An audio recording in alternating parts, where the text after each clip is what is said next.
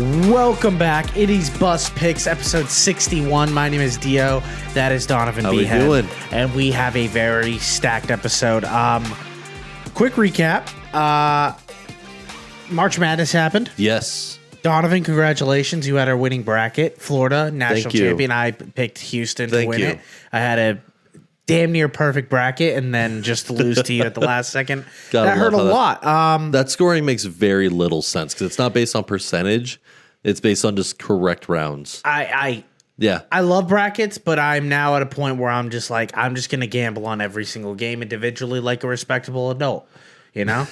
That's just where I'm at. So much money. Also, MLB opening day, that ended up happening. We didn't record an episode, but if we were to, I would have said the Dodgers are going to go under 108 wins, which seems to be on track right now. And I took the White Sox future for the entire season over 52.5 wins. Other than that, shout out to the MLB. We'll start paying attention to you in June. Yeah, typically. The big ones I was monitoring was the Blue Jays until they get the Vladdy deal. Yeah. Because there was a big conversation he may not be there at the end of the season. And then I think the Padres fall out of playoff contention personally. They're hot right now. But I just think Arizona's going to step up. Like, they were one of the best offensive teams last season. Corbin Burns is solid on the mound. I think that they're going to see a resurgence in the Diamondbacks. Padres just missed the wild card. One last topic before we get into the real show. Yeah. Torpedo bats, good or bad? I'm a fan, honestly. I want every team to start using them. I agree. You need to all start buying in. I don't like the idea of just a few select teams doing it. But I want to see it taken a step further because this is the first major equipment innovation we've seen in the MLB in a major way in a very long time. I like how they just unveil new stuff where they're like, this 120-year-old sport, here's something we never thought to ever do. Give them the same bat that a 4-year-old has. Well, the bats have been in use in the MLB since 2023. Yeah. This is just the first year that entire teams are using them instead of individual players. And on top of that, the rules, I'm surprised no one's thought of this because the rules have left it wide open enough where the qualifications on what a bat is there's a tolerance range for length, a tolerance range for diameter. Yeah. It has to be made of a single piece of wood. Yep. And that's about it. There is no other really defined rules. Like they obviously go into like how the where the hands go and the structure of the barrel. Yeah. But nothing that says where the barrel needs to sit.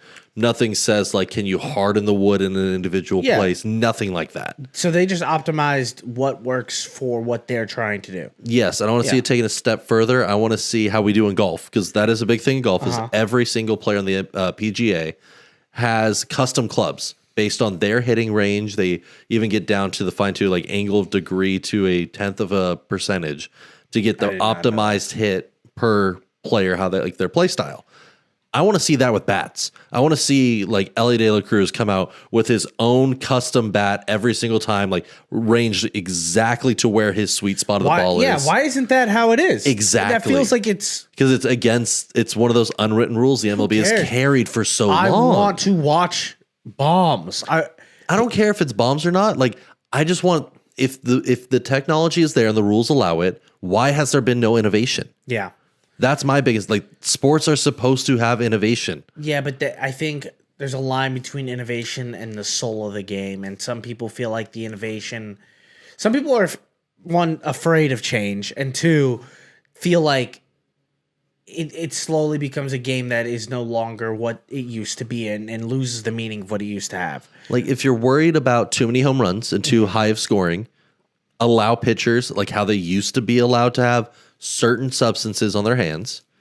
Allow rosin back. I allow agree. Rosin balls, or like just a little bit of wax, just like as much as they can fit on their pinky. Like something. Like if you're worried about too many home runs, counter it with the defense, or encourage or systemize the ballparks, make them a little bit bigger, so that way it encourages. Fans saying make the stadium bigger. I'm saying if you don't like the home runs and scoring, make the stadiums bigger and encourage base running again. I watched. Like there's adjustments that can be made. I hear you.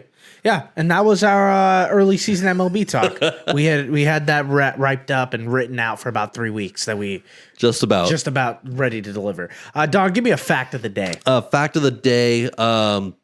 a little fun deep dive that we were coming up with earlier, like a week or two ago, about college basketball. Yes. Did you know the University of Kentucky men's basketball program sits 266 miles away from Murray State, where our good friend Brandon played D1 football? Shout out to Brandon Lejeune. In the same state of Kentucky, and they have never once played each other in D1 men's basketball. That's crazy because Murray State is like a good basketball program. And so is University of Kentucky. They've played the University of Kentucky. They have played every other D1 school in the state, but have never played each other.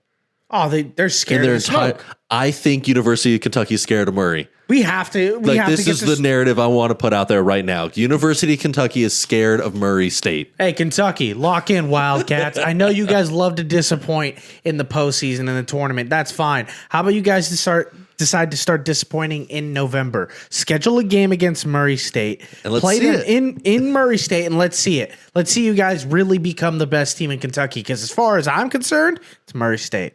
Like, I think that's the only argument that can be made here. Considering they have never overlapped once in their entire history. They're scared. Let's get into the biggest topic of the weekend. It's not the Masters. Well, I'll say one of. There's a lot. This is the prime era for sports. Like April through May and then into June a little bit is like the best run of sports. I would say we're a football show. Yeah, typically we talk about it the most. And then second, I would say we're a wrestling show. And it's WrestleMania time. There we go. It's WrestleMania time. WrestleMania 41. Don, you're excited. You're so excited that you're like, I'm going. Yeah, I'm going this year. I'm so excited for it. What? I wanted to use this time. I kind of lied to you on our prep sheet. Okay. I wanted to use this time to really talk to you about what you're excited to see, what you want to do, because you're only going to go for the Saturday. Yeah. That is one of the drawbacks of WrestleMania this year is they put it on Easter, which makes it very tough for a lot of people who celebrate the holiday and spend time with family. But we're here. Yes. What is your idea for the perfect WrestleMania for you? What is the schedule looking like for you? For me, I'm getting there. I'm going to try to get there. The SmackDown beforehand. I want to see the Go Home show Friday night. They're doing a live watch with one of the podcasts, one of the best podcasts that isn't our podcast. They're going to be doing a live watch along in the Luxor Hotel afterwards. So I'm going to try to meet some of those guys there. With Simon Miller and that entire group. Right afterwards, they're going to be hosting other indie wrestling shows on Saturday morning before WrestleMania. Just different convention centers are going to have it, different hotels. I'm going to try to make this at least 4 wrestling shows in 2 days. That's my goal. You're going to be what do they call it when you start from Friday Night SmackDown all the way through Monday Night Raw? Isn't there a term for that through WrestleMania weekend? It's like going through the gauntlet. Yeah, it's basically that because you have NXT Stand and Deliver Saturday morning. Mm-hmm. You have a couple indie shows Saturday morning and Sunday morning, and then all throughout the weekend, there's going to be after parties with the wrestlers there too. I think it's going to be ridiculous. It's going to be crazy. There are a couple matches I want to talk about. Sure. And when I was going through the matches, I was like, all right, what do we want to talk about? What do we want to talk about? The one that I think is my second favorite and second most excited match. Third. I would say third. Roman Reigns, CM Punk, and Seth Rollins. I think that's going to be a great one. I think all three of these guys could headline. They are headlining the second night. Saturday night. They have night one as the main event. I'm so excited. I think I've poured out about Roman Reigns and Seth Rollins. I think they're two of the best wrestlers in WWE, and to me, kind of all time. And dude, it's CM Punk. He's CM Punk. He's a dog. Yeah. What are plots? What are storylines? How does this fight push the narrative, and where are we at right now with it? Well, the big through line that they've built up over the last month is the manager Paul Heyman. Okay, because he's Hall of Famer, founded ECW back in the day. Brought CM Punk in, brought Brock Lesnar in, was the storyline counsel for Roman Reigns. Basically, every time Paul Heyman has picked one of his guys in the WWE, they have made it as a giant star in wrestling. He has an eye for it. He trains them up well. He is just one of these like geniuses when it comes to wrestling. Hall of Famer for a reason. And the idea that they are blending this storyline, this actual thing that he does, into the storyline where you have CM Punk coming back into the WWE after leaving for a few years, going like, hey, this is my best friend. This is the guy who put me into wrestling in the way I am. Yeah. Him in more recent years being the counsel for Roman Reigns and bringing Reigns into the tribal chief run that we've had over the last 3 years, 4 years. One of the best storylines ever. And you have Seth Rollins, who is the perfect middle ground of former partner with Roman Reigns back in the Shield.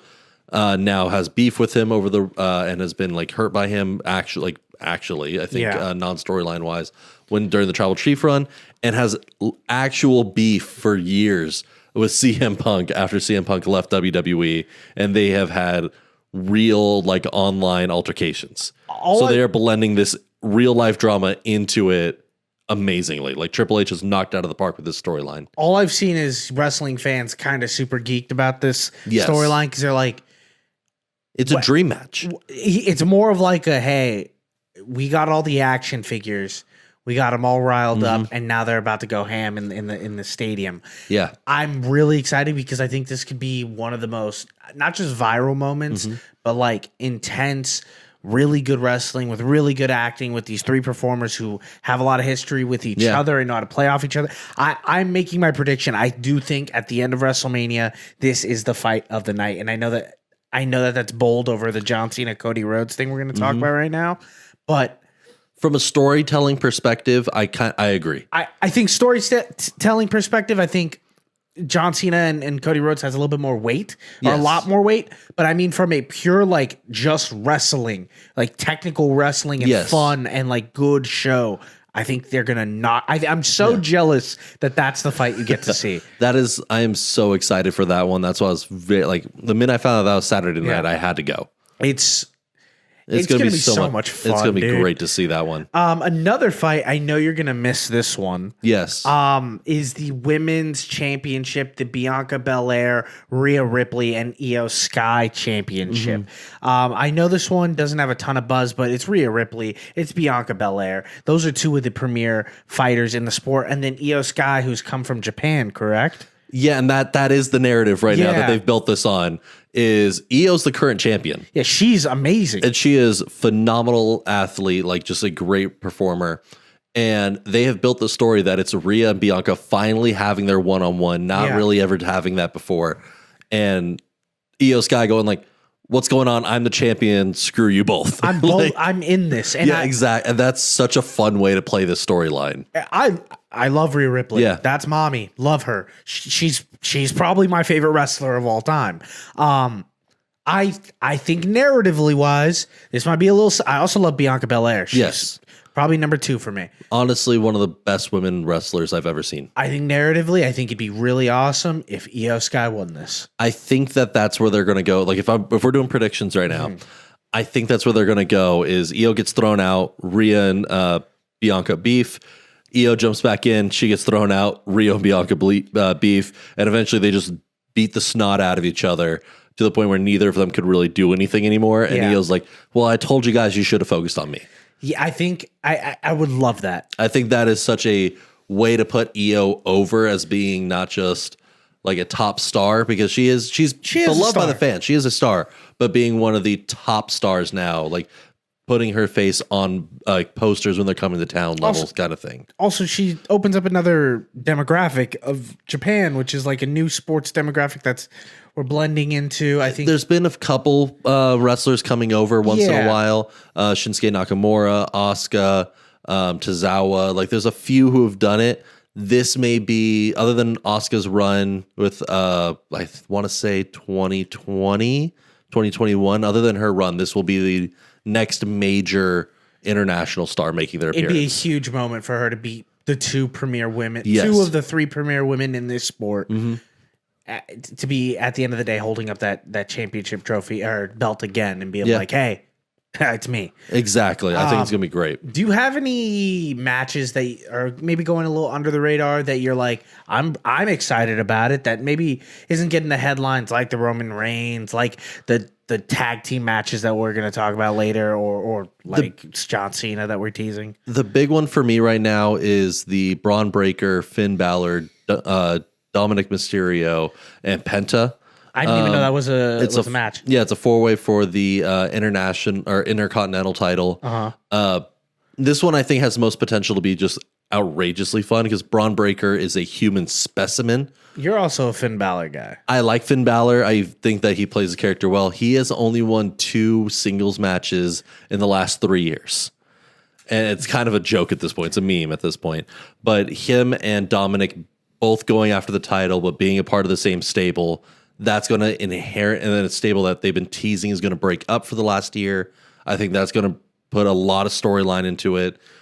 Finn Balor and Braun Breaker being 2 of the most physically gifted, just dynamic wrestlers. Like if you see them, like they can't really do anything else. They are both built for this sport, right? Like Finn is the thin but just jacked. I know like, Finn. Yeah, and then Braun Breaker he's a monster. He's built like what you want your ideal linebacker to be. Yeah, I remember. I know exactly what Finn Balor is. Like it's Braun Breaker. You can't have Braun Breaker as your name and not be an absolute tank. Yeah. So and then Penta being like the big new hot star for the Luchador coming out of AEW. Ray Phoenix's brother joining here, I think in the next week or 2.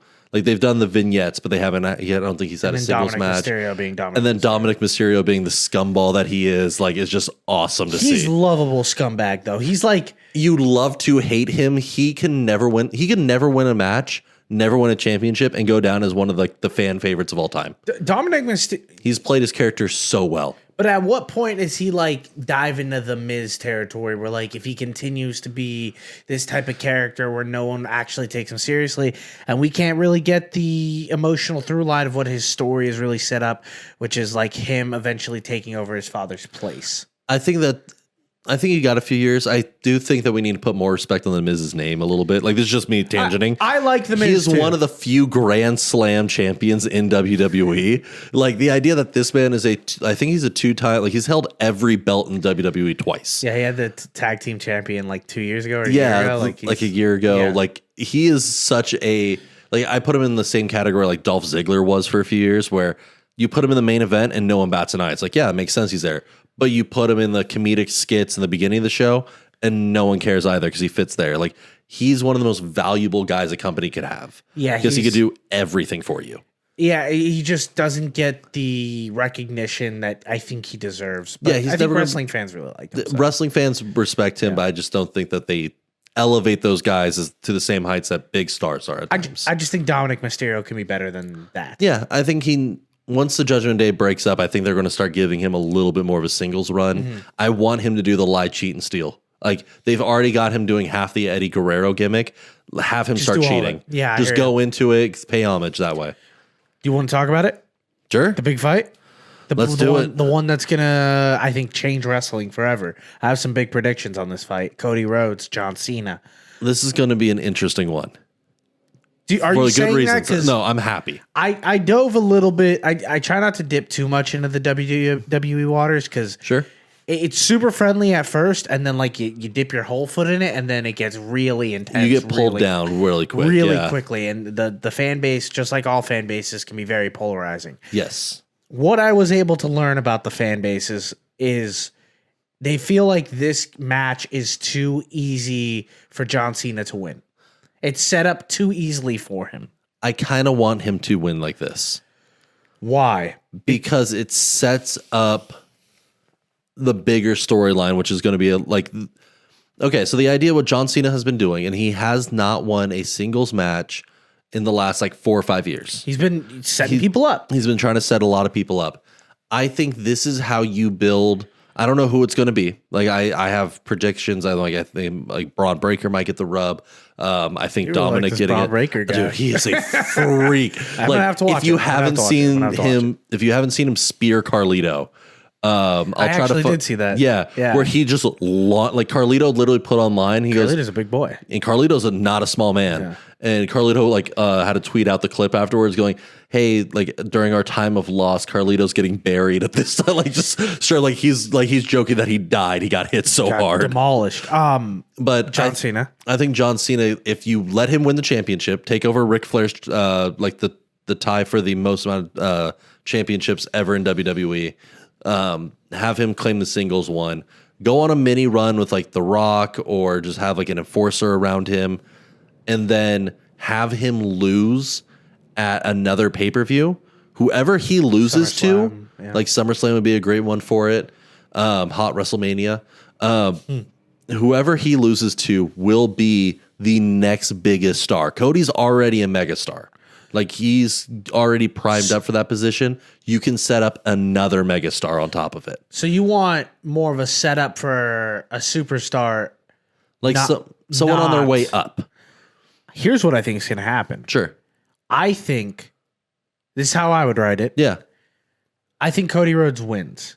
I think Cody Rhodes wins using in a brutal match where John Cena is fighting dirty. Yeah. And he's doing everything because he knows he wants this title, but he loses to Cody because Cody is righteous goodness and he willpowers his way out of it in America and strong willpower. And it's a big moment that we finally get, or we get another big moment for Cody Rhodes on the big stage, because at the end of the day, I do think he is the face of the league right now. Yeah. And I think it sets up John Cena's rest of the year being like, what did I turn myself into? I got to earn the respect of the people back. And then by the end of the year, we get a match where that really matters, where he finally wins it, and then he can walk off to the sunset. That'd be an interesting one too. Yeah.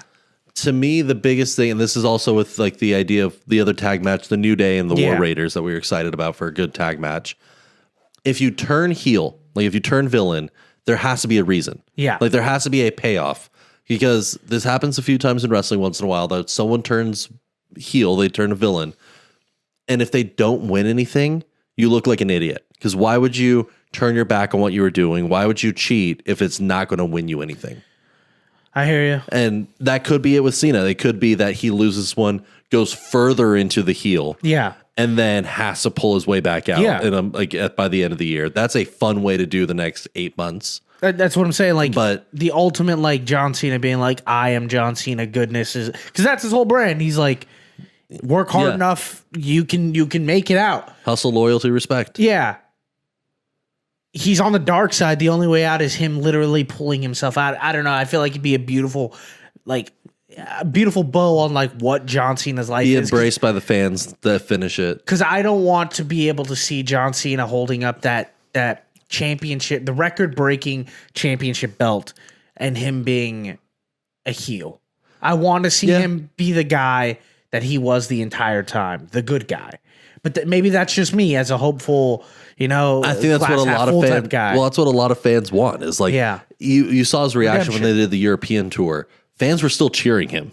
Yeah, because he's beloved. Yeah, he's loved. I don't love John Cena, but I love John Cena. Yeah, it's weird. It's hard to hate the guy. It's hard to like feel any strong negativity. There aren't a lot of like athletes that get that universal love. Especially in the time of like social media. Yeah. And I know a lot of people like bag on John Cena for his personal issues, but there's nothing you can say about like, he's not a bad guy. He puts a lot of time and effort into what he likes, and what he does, he puts like, he cares. Yeah. I think that's the biggest difference is like, I put him into like the same areas like Henry Cavill a little bit, where it's like, what you see is what you get. Like they are just genuine humans. Yeah. They care about what they like. Exactly. So you got John Cena winning. I have Cena winning this one. Will you be smiling when he does it? Yeah. Will you like I will be booing with the biggest smile on my face. But you'll be like, I can't wait to see where this goes. Exactly. I'm going to be like, it's going to sink its teeth into me in the storyline and drag me in. Do you think that ruins the appeal of WrestleMania if we kind of already know how the weekend's going to end?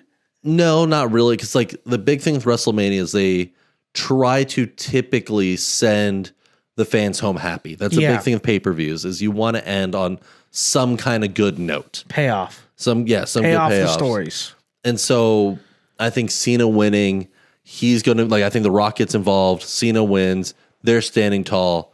And then the glass breaks and you see Stone Cold come out and just You've been saying you've wanted Stone Cold for like 4 years, dude. Well, I mean, he came out in the Texas one, which was great. I think if he comes out with somebody else, I don't know who yet, and they level The Rock and Cena, and because the Undertaker came out against The Rock last year, yeah. But I think you do that, and then you set up like, hey, we have a couple of the biggest legends creating their own teams essentially, and war, like that sets up war games right there. It's Team Rock versus Team Stone Cold. Yeah. And like you have the callback, but you saw the new guys getting the rub. Maybe you get there's a couple different ways. Like, I'm thinking of this right now. Yeah, like, no, this is a good story though. This is fun. Like I'd be more bought in if there was like a faction of people that are embracing the old life of Stone Cold and those guys. Like you have that. You have Triple H literally still involved running things. He could come out and do something. What was their crew? The DX. Like bring back DX. One of them's still in AEW, so you can't get all four. Fine. But you could get most. New DX. Do a new DX. Yeah, you could get a new group there. Shawn Michaels is still training and running NXT. You have a lot of options here. Is there anything else about the WrestleMania that you want to talk about? I think that's the majority of the big matches. Otherwise, we could sit here all night talking about it. If you were to make a bet, yes, John Cena to win. John Cena to win. I think it'd be hilarious. I don't think he'll win, but one I'll put just because it's funny. Dominic Mysterio to pin Finn Balor to win. And then I think New Day retain. I think that's my best tag team of all time. Best tag team of all time. They turned heel for a reason. Heel. I think this is like my strongest bet of the weekend. I like that tag team match. That looks like a fun one. Let's get into the Masters. It's time. Masters of the Universe. It happened. Yes. Don, you gave me a couple bets on Wednesday. You're like, hey, here's what I like. And I was like, okay, I'll take it. Rory McIlroy, Scotty Scheffler, two guys that you told me about to make not just the cut, but the top 10, finish top 10. Did you ever think any of these guys were going to finish in the top 5? Like, I always put down first top 5 and top 10 because you get plus odds the way through. I ladder bet. Yeah. When it comes to golf, and did not expect much here. Did not expect the outcome we had. All right. I get a lot of people were talking about this final matchup because at the end of the last day of the Masters, it was Rory in the lead, but Bryson DeChambeau right there. And we thought... On Saturday, he made that clutch putt, came within 2, was ready. And we were like, okay, this is going to be an really, really intense Sunday of golf at the Masters, which it usually isn't. It's not always. Not always. And it was. It was. And we got blindsided on who it was. It was a roller coaster of emotions from like DeChambeau getting a quick lead, and all of a sudden you're like, oh my God, Rory's going to choke it. And then Rory coming back up and making some incredible shots. Just dimes. And then DeChambeau pooping his pants and falling down the draft boards. And then here's Pete Rose just climbing and climbing and climbing. And then at the end of the 18th hole, he's got a little putt and Rory chokes it, misses it. We go into extra inning or extra holes. Overtime. Death match, overtime, whatever it was. It was amazing. Well, the idea that Rose put up 10 birdies out of 18 holes on Sunday, because he was leading coming into Saturday. Yeah. He got the first 2 rounds. He was leading. Fell apart and saw McIlroy pass him on Saturday, and then put up 10 birdies to send it to extra holes overtime on Sunday. And I feel bad for him a little bit. Okay, why? Because Rose, this is his second year in a row coming in second. Yeah. Back-to-back years getting runner-up.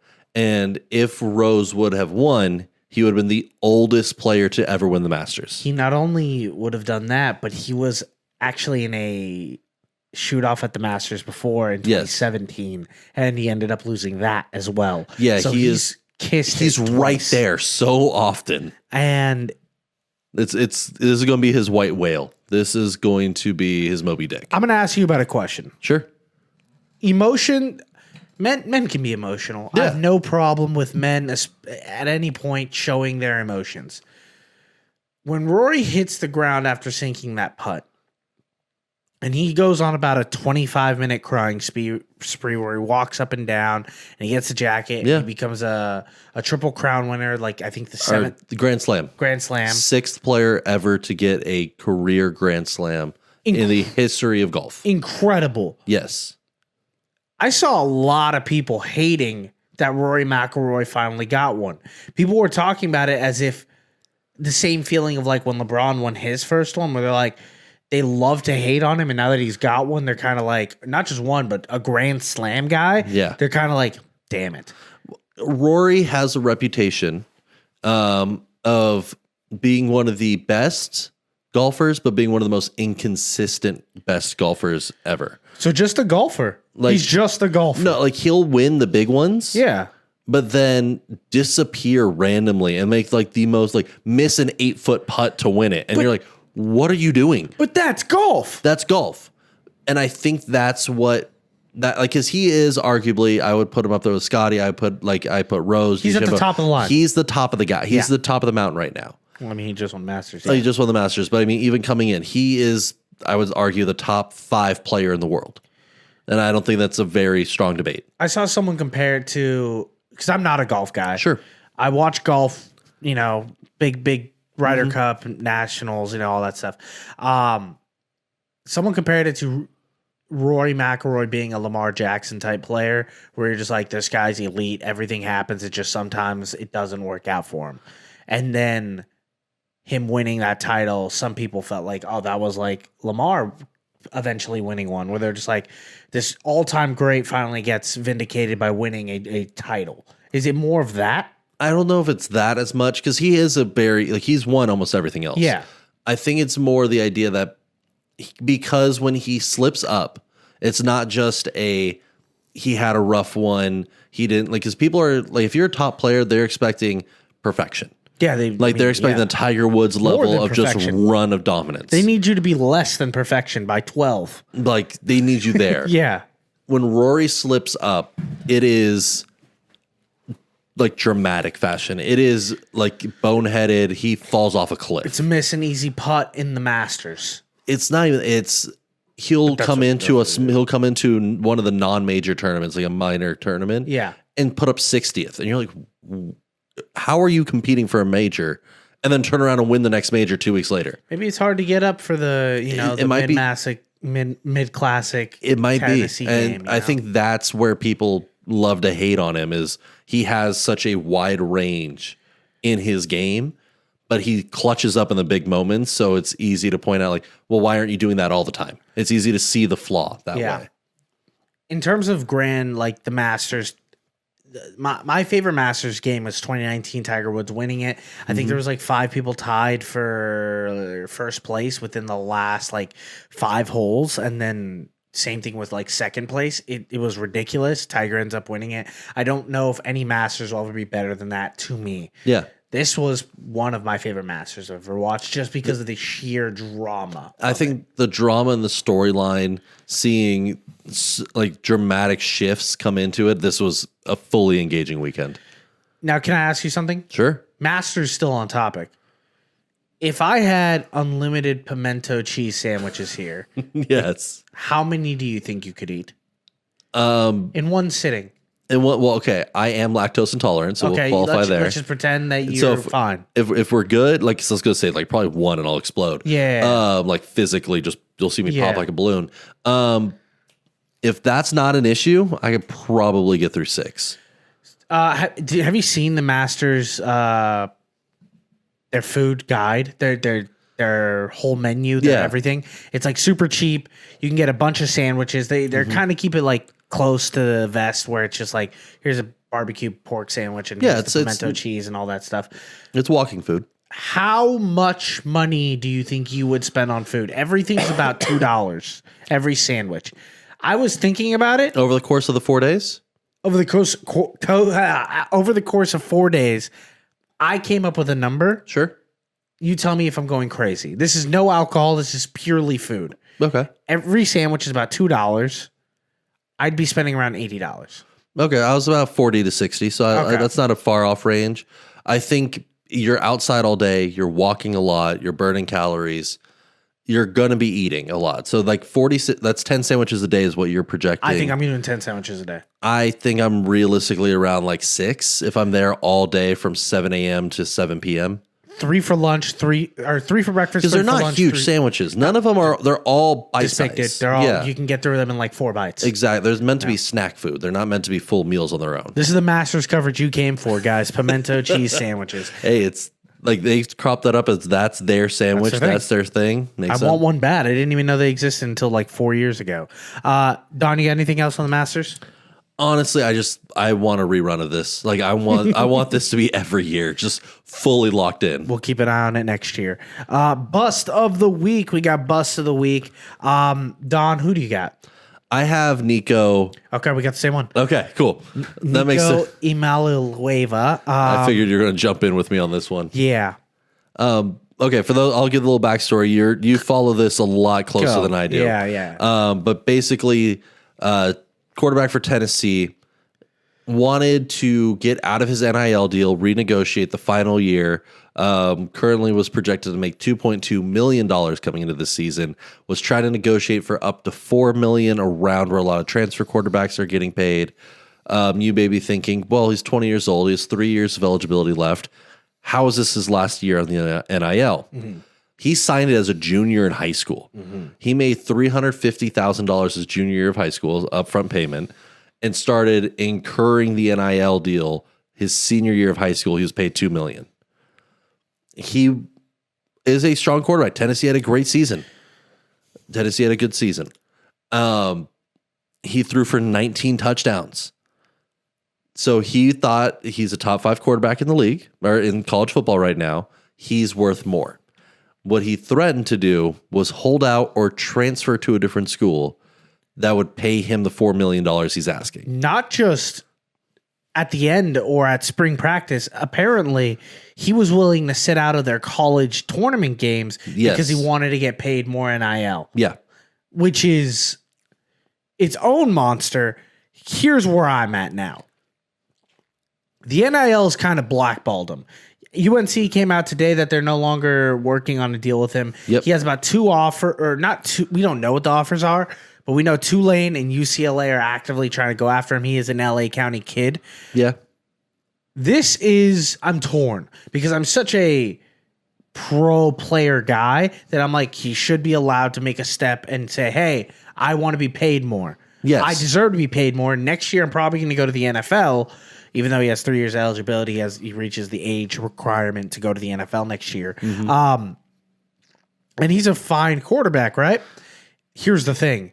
I don't think he's that good of a quarterback. So out of his 9, that's why I buried the lead a little bit. Yeah. He threw 19 touchdowns last season. Yeah. 11 of them were to non-top teams. Correct. Like teams that you would not consider to be even in contention of being ranked. If you watched the first 2 games of Tennessee last year, you'd be like, this Nico kid is electric. Yes. And he is a great athlete. He is tough as nails. Yeah. He has an arm. Doesn't know when to quit until he knows when to quit. He has all the building block potential to be a good quarterback, to be NFL good. Here's the thing. He's got a bad work ethic from what we've been told.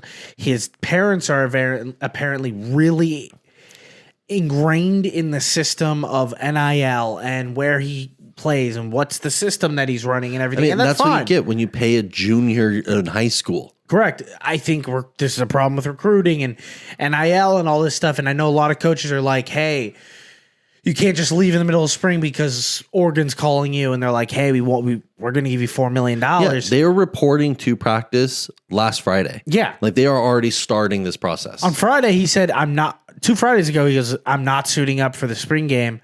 I might be I want more NIL money. And then by the weekend, he's off the team. Yes. What do you think should happen with Nico? Because, like I said, I'm torn. Part of me wants NIL to be put on an example and these teams to make a stance and be like, you cannot just. Well, I'm glad Tennessee made the stance. Yes, because I'm all for and it's Wilson is right, and I'm all for it. If he thought he deserved more, he asked for more. You got to be realistic about where your situation is in the greater college football around it, because that's not NIL issue. It's not a school issue. You had a decent season, but you had strong performances against bad schools and mediocre performances against top schools. You will be great next season. Bet on yourself. I'm all for that. Asking to double your paycheck after a season where you put up the stats that you did, and the way you're going about it, there's my issue. If you're making 2.2 and you go to Tennessee and you're like, hey, I'm a top 5 guy, I think I deserve a little bit more, settle at 2.8 to 3. There's no reason to jump that extra $1 million if you are already getting paid longer than almost every other quarterback in college football and you're expecting to go to the NFL next year. You are making a short-term, short-sighted decision that's going to piss off one of the biggest schools in the country, and other schools are going to follow suit. Not only that, you're taking too big of a risk for something that won't matter if you make the NFL. The SEC also has a clause where if you decide to transfer out in the spring portal, you can't go to other SEC schools. So he now has narrowed a window, and that window is a bunch of teams like the Big Ten and the AC who are like, we figured out our quarterback situation in the first window. Now we're just looking at... You took the gamble at the wrong time and asked for too much. Which sucks because the part of me that's like, if I was Nico and I don't feel like I'm as good as I can be, and maybe I'm not going to be a first-round draft pick like I was told my entire life. Yeah. Maybe this is my last chance to get that big payday, to make that $4 million a year. To me, you have 3 years of eligibility left.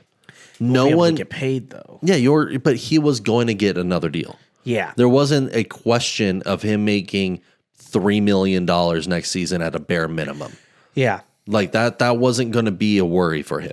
So, and even if you aren't going to be a number 1 draft pick next year going into the NFL, if you stayed one more year of college, no one's going to judge you for that coming into the NFL at 22 instead of 21. As long as you put up a decent season, you will be drafted. 100%. If you put on good tape, NFL scouts will find you and they will figure out a way to talk you into a first-round pick. Yes. I know that because Jalen Milroe is going to the draft in Green Bay this week or next week. And he's projected to be a first-round pick. Probably going to be a first-round pick. Exactly. You're going to be taken care of. Yeah. The idea of asking to double the money in a situation where majority of the teams that would pay for you can't. Yeah. And you're asking for a team that has already the number 1 2026 high school quarterback prospect coming into the school next year anyway. Yeah, they're already. So they've already got him confirmed. So there's no risk for them for letting you walk. They already have a quarterback that's going to replace you. It's crazy. Like you took the chance at the wrong time. That's my biggest issue. I'm for players advocating for their own money, but be smart about it. Like look at the greater picture. Don't just look at what your pocketbook's going to be in 1 week.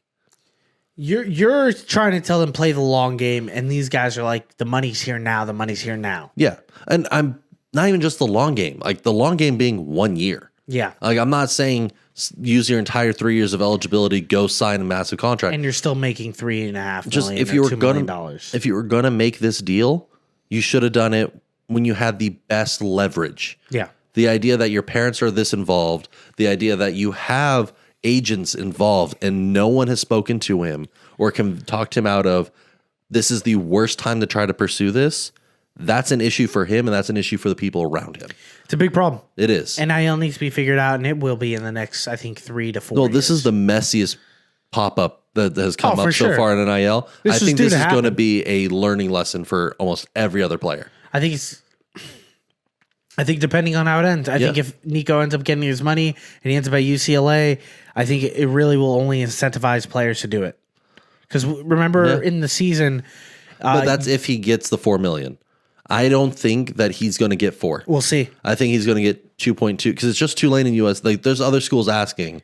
No school will offer him 4, knowing where he's at situationally. I don't know because when you're a desperate coach and you feel like this kid can help you keep your job, some teams are going to do what they can to go get it. Yeah, a guy like Lincoln Riley at USC, I know he's like, we're not in it right now, but they can pull $4 million out of the NL like nothing. Yeah, I really don't know. I think it might set a precedent, though. I think this could be bad if it works out. If it works for him, it's going to be rough for a lot of programs. Which is going to push for NIL guidelines and really a soft cap is what Yes. we're gonna. That's probably what's going to be implemented. kind of like what baseball does. A little bit, yeah. Where like big teams can spend what they can, but the smaller teams like they have to hit a minimum of bet, and then there's shared, revenue to everybody. Let's get into some NBA talk. It's the NBA playoffs. We're the bubble boys right now. We're going to talk about all the bubble games. 2 of them happened today as of recording, so we can talk about how the Memphis Grizzlies are now going to have to play a playing game to get into the playoffs after winning 40-something games, which is ridiculous. They're going to probably have to play either a Mavericks team that won 34 games, bad team, or a Pelicans team that shouldn't be in it?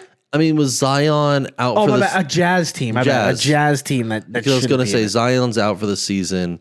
Jazz shouldn't be really involved in this. I do not like the bubble format being 4 teams. Like, I get it's the extra 2 playoff games per conference. I got both teams wrong. But I mean, Kings. Because I think Jazz were last. Yeah, they're last. Kings, debatable with like the roster they have. That game doesn't matter. They're both going to lose to them. They're going to lose to the Grizzlies. Grizzlies are now going to be the 8th seed. I don't think the Grizzlies are going to make too deep of a run. I'm honestly surprised they beat the Warriors today. I thought they didn't. Warriors won. Oh, they had to play one more. Yeah, that was my thing. Is the Warriors were going to make it no matter what to me. Grizzlies just lost their head coach about 3 weeks ago. Yeah, they fired their head coach. Well, I mean, it makes sense though. Like it was inconsistent minutes for the majority of the roster. You have a very deep roster, I would say, on the Grizzlies. Yeah, they have like 10 deep. Like they can run 11. everybody, but you're not giving your stars consistent minutes. You're pulling guys out at random points in the game. It was mismanagement of the workload. So that's why they pulled the plug on him during a winning season. Yeah. It made sense for there. I don't think a team can rebound in 3 weeks to be a playoff relevant team for a deeper run, because you're having to reestablish and basically put in a new playbook. Yeah, I don't think they reset the entire playbook. I think they're running a lot of the same things. I think just core environment and vibe of the team is trying to be changed. But John Morant going through his new celebration tour is big and hot in the streets. So now hopefully we'll be able to see that in the playoffs. Magic beat the brakes off of the Hawks today. So now the Hawks. That makes sense. They were on the bubble anyway. I think most teams, they were, Magic were projected to win by like 8. Yeah. Like, it was not worth it being a bubble game. Line opened up at 4.5, and then I was like, I'll take 4.5. I would have taken 7, 8, 10. I took it at 8 for the Magic today. Yeah. But what bubble team are you the most interested in? Like, if there is a bubble team to make kind of a splash, what's the bubble team? I mean, to me, it's the Warriors. Right? It has to be the Warriors. Playoff Jimmy. Curry having the near injury like a week ago and then making his way back right now. He was shooting crazy shots. Out. Jimmy Butler today was playing defense in a way. I mean, Draymond Green, Defensive Player of the Year, is crazy. He's going down as one of the best defensive players of my lifetime. It's bananas. I really like this Warriors team. The problem is I'm a Lakers fan, and we gotta. We'll see how it goes. I think the Warriors are. I'm scared. It's a team that has been around. It gets a coaching staff, and it's a core that have been playoff relevant for a decade at this point. Yeah, that's the worry part. Yeah, the Warriors are definitely. I mean, they're the Warriors. They're Steph Curry. They're Draymond Green. They're Jimmy Butler. They're Steve Kerr. They're a team that if they make a finals run, no one would be surprised. I think they'll be surprised considering they're coming out of the bubble game. Yeah. But they wouldn't be surprised making a Western Conference final out of it. I have a bubble team that I made a bet on. They were plus 3,000. I think you could still get them at plus 3,000 because they haven't played yet. The Bulls. Yeah. Bulls to make the playoffs. They were really hot in March, and I know March basketball really doesn't mean anything in the NBA because people are getting rested. Whatever. I believe in Cody White. I believe in Vucevic. I like Josh Giddey sometimes when he's playing basketball. I think this team has depth. I think this team is young. And I think they have a hunger in them that Billy Donovan gives them and an identity that is... Now, I know who I'm talking about. I'm talking about the Bulls. They always love to make it into the bubble game and then lose right when they have the chance to get in. They're probably going to do that against the Hawks or not even beat the Heat in the first game. But if you believe with me, that these guys can do it. I think they can get in and then get blown out by the Cavs in the first round, baby. I don't think it's a problem. No. Plus 3,000. Put $20 on it. It's a good payout. It's a good swing. It's a good bet. It's a good swing. Yeah. That's my get on the soapbox level right there for the Bulls. Sure. What's a playoff matchup in the first round you got your eyes on? I think a really fun one is going to be Pistons Knicks. That is, I circled that. I think it's going to be so dynamic. Like Cade Cunningham is dragged the Knicks or the Pistons from being a 14-win team last season to being playoff relevant this season. Cade Cunningham, Jaden Ivey, you got Irvin, you got Durden, you got guys on this Crowell, you got guys on this roster who are mean, Stewart, who are gonna punch people in the face. They feel like the Pistons that I've been told from the 90s, stories about, playing this big bad Knicks team that is traded for Mikal Bridges, and maybe they're not as good as they were last year, but on paper they're supposed to be. I think we see Jalen Brunson playoff mode again. I would love to see Jalen Brunson playoff mode. Being last season the first player since Jordan to have 4 consecutive games of 40 points. Like, I think the battle between him and Cunningham on the floor is going to be the most dynamic spot of this first round. On top of that, there's not a lot of love in the East right now. It kind of feels like a 2-horse race with the Cavs and the Celtics. Yeah. I do think the Knicks can do something. And then they can make some noise. There's another matchup in the East that it's my number 2 matchup outside of the Lakers, of course, which we're going to talk about. Mm-hmm. The Pacers Bucks, I think, is really interesting because I do think the Bucks, if they can somehow be healthy, they can beat the Pacers, and they can beat Cleveland. And by that point, they're in the Eastern Conference Championship against the Celtics. And then anything can happen when you have Giannis and Dame Lillard on the team.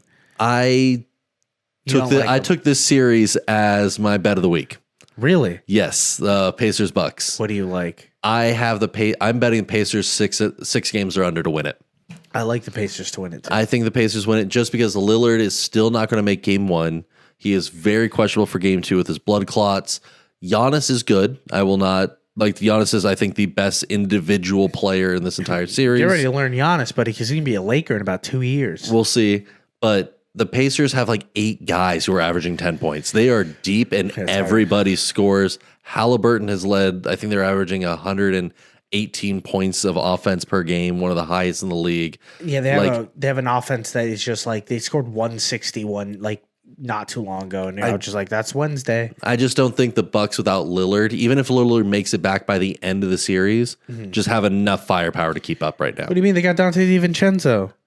That's fine. The Italian stallion. No, that's my worry with the Bucks there. But at the same time, if the Pacers go cold, Giannis takes over. 100%. And I think Giannis could carry a team too. We've seen him do it for a bunch of years. I just think the Pacers are primed with Lillard hurt and they're a good team dealing with the blood clot injury. And they've been in this position before. Yes. Lakers, Timberwolves, a matchup I personally didn't really want for the Lakers, but the West is so deep and so dangerous that it didn't really matter. I don't think there was any matchup the Lakers could have pulled and been yeah, I'm fine with that. Now, everyone makes you sweat. When I was talking to my buddy about this Lakers match, he watches every single Lakers game. He's tapped in. Shout out to Jordan. He was talking about how he really likes our matchup against the Timberwolves as long as Anthony Edwards decides to do his Anthony Edwards things and says he could take over the game. And if we can get Luka on one-on-one spots with Rudy Gobert, which we've seen in the playoffs before, Luka loves that matchup. If we could somehow get them to play that style instead of Anthony Edwards becoming part of the team and them passing the ball and them really playing really good team ball, then we're dead if they do that. The 2 big things for the T-Wolves that scare me the most is the Lakers are very weak at center. That has been known since we traded Davis. Gobert could take off. Gobert has put up some decent offensive performances this season. He is averaging, I think, just shy of 12 points a game. But in the playoffs, he's bad. That's the narrative. He does not have someone to really contend with him in the paint right now. Jackson Hayes is a tall guy. But Gobert is a very talented. I think Gobert is going to be slept on. The other side is this is Julius Randle returning to a play against LA in the playoffs. That narrative, I think, is being slept on by a lot of people, considering Edwards is the big star there. Yeah. Randall had fought for the Knicks and dragged them into playoffs. 3 years ago. 2021, he fell apart. 2023, he got hurt midway through. 2024, he had the shoulder issue. Yeah. This is his redemption. This is the redemption. He's coming back to his old team, and he has something to prove that he's not a playoff choker and he can be relevant in the playoffs. Those two things terrify me. I could be overthinking this. It is a LeBron Lucas system. Like the Lakers have a stacked roster for the most part, except for in the paint. They can play the small ball, and they are very difficult to play against when they have the small ball when LeBron's running basically the 4-5. They are very fast when they want to be. It's going to be an interesting matchup. If they could force the T-Wolves onto a fast-paced game, Gobert's gone. You remove him from the situation. But you got to force the T-Wolves to come to you. I've done something dangerous in my brain where I've already kind of counted another Lakers championship. That's where I'm at. I'm at levels of delusional where I might get a tattoo. Like I'm not there. I know. And talking to other Laker fans, it sounds like I'm fully the only person that's there. I see it. This team is special. I'm fully in this Luka. I'm fully in this Austin Reeves deal that we got him on. I think LeBron James is still the best player on the planet. I do think our center is going to kill us. I think that's going to be the Achilles heel of this roster. Speaking of which, we needed the Lakers, in my mind, considering the Luka deal, they have to make the deep run. They are one of the few teams Lakers are one of the teams for me. I mean, you have to say Celtics and Thunder just because of their dominant performances this season. And I do think the other big team that's being slept on that like one of those like must win is the Nuggets. You think the Nuggets have to win even though all the pressure and everything that's happened to them? Because of the controversy of the MVP with Jokic and SGA. Jokic's probably going to lose even though he's probably played the best season of basketball we've seen in a long time. Exactly. I think the Nuggets have to win a couple to basically tell the voters, you guys messed up. I think that is the best way to vindicate the MVP race. But Don, this Clippers team's good. The Clippers team's good. I'm just never, and this could just be as a Laker bias. Yeah. I have never seen the Clippers do a whole lot in playoffs. I don't think you really have a Lakers bias. I think with the Yankees you have a bias. I think with the Ravens you have a clear bias. I do. That's fair. I think you're very straight shot with the Lakers. I mean more of an LA bias, I should say that, because I am not scared of the Clippers. Like I know they have a good team. Like Kawhi's playing really good. Kawhi's playing great. James Harden is prime James Harden right now. I don't know what it is, but mentally I cannot buy the Clippers as a playoff threat. I still like, haha, yeah, it's like, okay, cool. You guys had a fun season. It's like when Cincinnati made the college football playoffs. We were just like, that's cute. Yeah, and I don't know what it is. I'm as an LA fan, that would be great to be proven wrong. Like no, it wouldn't. It would be for them to win the first series. Those fans would be insufferable. Oh, a little bit. They'd be like, "We got the cool new stadium and a championship." Lakers. So I'm not saying they're going to make a championship run. I'm not saying they're going to make a championship run, but I'm just saying like it would be interesting to see them make a deep playoff run to buck the narrative of that they just don't get anything done as a team. I just don't have the buy-in right now, and I don't know what it is. I just cannot take them seriously yet. I know we have to wrap this episode up really soon, but I just want to say one more thing about the NBA. All year, all I've been told was the NBA is boring. The NBA is boring. For years, I've been told this. And as a guy who loves the NBA and loves basketball, and I watch it, and I consume across multiple platforms. Yeah. This is one of the most fun playoffs we're going to get. There is we just talked about every matchup. It's fun this year. There are players that on every single team that we're like, that guy's amazing to watch. Paolo's amazing to watch. There's two guys on the Knicks or on the Celtics that you're just like, that guy's amazing to watch. Yeah. Go watch some basketball. I think the issue for basketball is there's too many games. Yes. At this point, there really is, and there's not enough players playing the entire year. Yeah. Like, I think there was maybe like 10 guys played the entire season. I think older basketball fans just kind of you're having the lapse there a little bit. Yeah. You make it a 50 games. I know 50 is a dramatic cut. I'm not advocating Records for that. Would never be broken. I'm just pulling a number out of thin air. But you make it a 50 game season and you have the stars play 40, 45 games. that becomes a whole new dynamic pressure cooker of a league. I disagree a little. Well, I think you need to find the balance there. I think they just need to slide the season started on Christmas Day. That would be interesting. Ended in July. That would be because there's not a whole lot there because you don't have preseason football yet. You own July. Yeah. Baseball gets its month with August, and then September football comes back. And we're just like, all right, cool. That gap of like really fun sports closes. Yeah, that's an interesting way to look at it too. Yeah. Let's get into question of the day. It's a very simple one, Don. Sure. You're at a baseball game, you're at a football game, you're at a sporting event. What's the best song that's in a stadium? What's the song that pops on and you're like, the whole stadium is about to go wild? I have the definitive answer. Okay. Do you want to give me your answer, and then I'll just be like, no, this is the right one.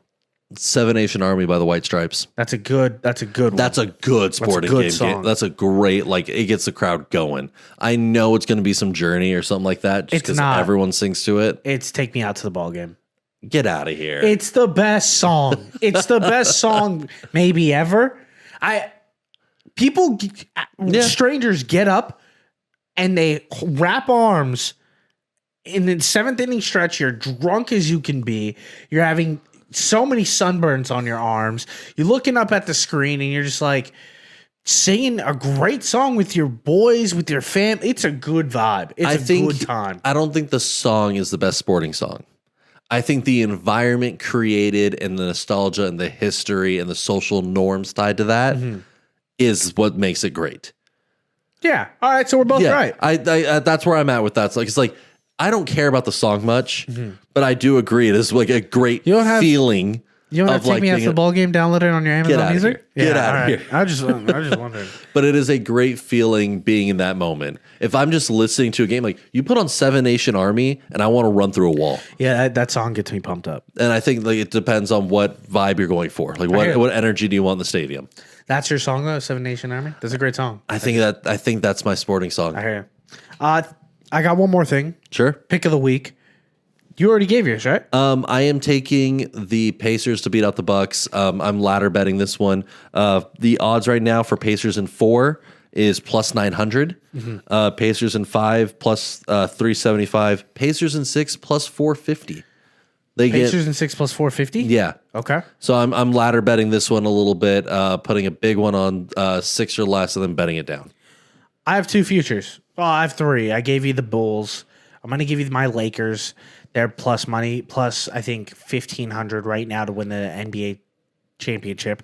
I got a bomb though. All right. If you're like, hey, you guys didn't talk about this team. They're a 1 seed. Yeah, I love the Cleveland Cavaliers.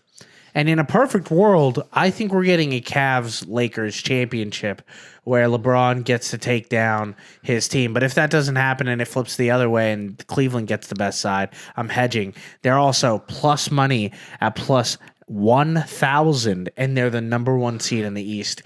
Give me the Cavaliers. I just don't think people take them seriously with the Celtics. I don't care. I think that's the handicap Donovan right now. Mitchell can do it. Evan Mobley can do it. I think they can do it. I think they're a good team. I think we have a strong shot of Lakers Celtics in the finals again, which would be crazy. But there's so many deep teams in the West that it could be anybody. It could be anybody. It's ridiculous. Thank you guys for listening to another episode of Bust Picks, episode 62. My name is Dio. That is Don. And remember, pray for the parlay.